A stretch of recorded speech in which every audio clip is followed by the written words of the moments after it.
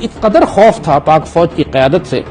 کہ اس نے چن کر 5 ٹاپ جنرلز ان کو فارغ کر دیا کہ میں ان کو آرمی چیف نہیں لگاتا، اور ایک ایسے جنرل کو جو بالکل گمنام تھا پوری آرمی میں اس کو آرمی چیف لگایا، جنرل ضیاء الحق۔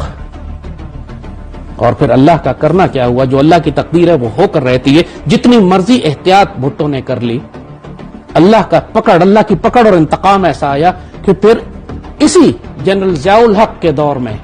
مارشل لاء لگا، بھٹو کے خلاف ایک تحریک چلی، مارشل لاء لگا، اور وہ تمام لاکھوں قتل جو بھٹو نے کیے تھے اس کے بدلے ایک قتل صرف اس کی جان کو آ گیا۔ احمد رضا قصوری جو ہمارے وکیل ہیں پنڈی اسلام آباد میں، ان کے والد کے قتل میں بھٹو گرفتار ہوتا ہے، براہ راست اس پر مقدمہ چلتا ہے، سزائے موت ہوتی ہے، اور وہ انہی جنرل ضیاء الحق کے ہاتھوں پھانسی لٹکا دیا جاتا ہے۔ مگر اس کے خاندان کی لعنت ابھی یہاں ختم نہیں ہوئی تھی، اللہ نے ان کی نسلیں خراب کرنی تھی۔ اس وقت دنیا میں صرف ایک ذوالفقار علی بھٹو زندہ ہے، وہ بڑے بیٹے جو اس کا بڑا بیٹا ہے مرتضی بھٹو، اس کا بیٹا ہے ذوالفقار علی بھٹو،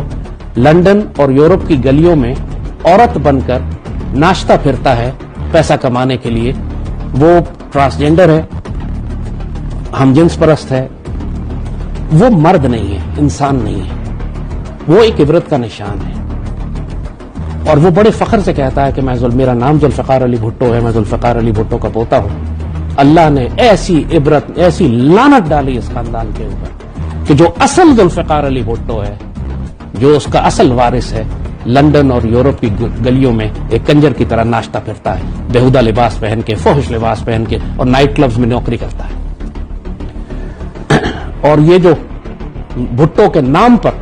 جو ایک چیز اس وقت پاکستان پہ مسلط ہے، یہ زرداری کا بیٹا ہے۔ اس کے بارے میں کیسے کیسے فحش الزامات ہیں، لوگوں نے کھل کے باتیں کہی ہیں، لیکن میں دہرانا نہیں چاہتا یہاں پر،